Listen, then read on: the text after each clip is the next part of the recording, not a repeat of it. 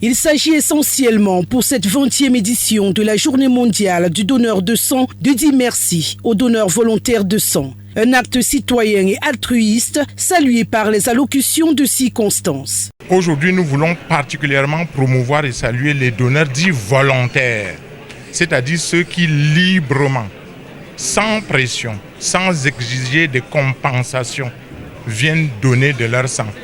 Ils sont à l'opposé des donneurs dits familiaux, ceux que nous motivons dans nos familles pour venir à l'hôpital, donner un peu de leur sang en remplacement du produit sanguin que l'hôpital va donner à un malade qui est notre proche, qui est notre cher.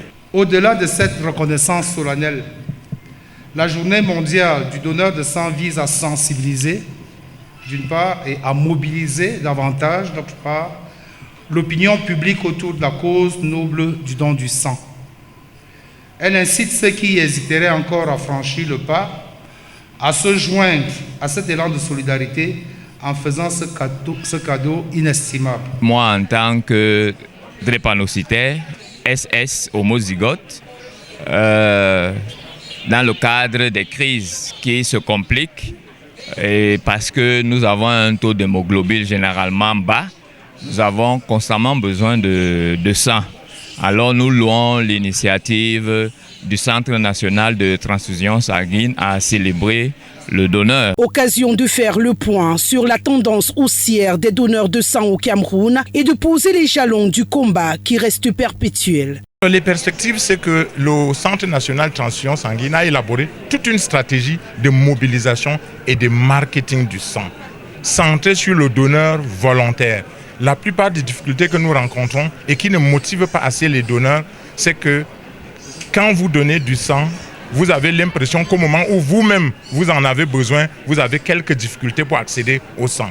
Cette difficulté provient simplement du fait qu'il y a une grande disproportion entre l'offre du sang, c'est-à-dire le sang disponible, et la demande de sang.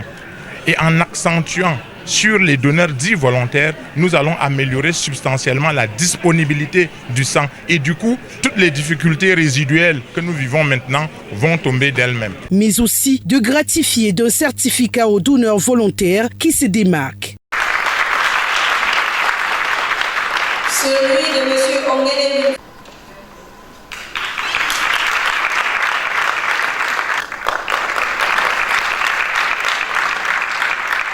La visite du village du don de sang marque le clou des festivités riches en prestations artistiques. Notons que cette commémoration connaît une forte mobilisation des partenaires techniques et financiers du Centre national de transfusion sanguine, des représentants du ministère de la Santé publique et des centres hospitaliers, des associations, des donneurs de sang et du personnel du Centre national de transfusion sanguine.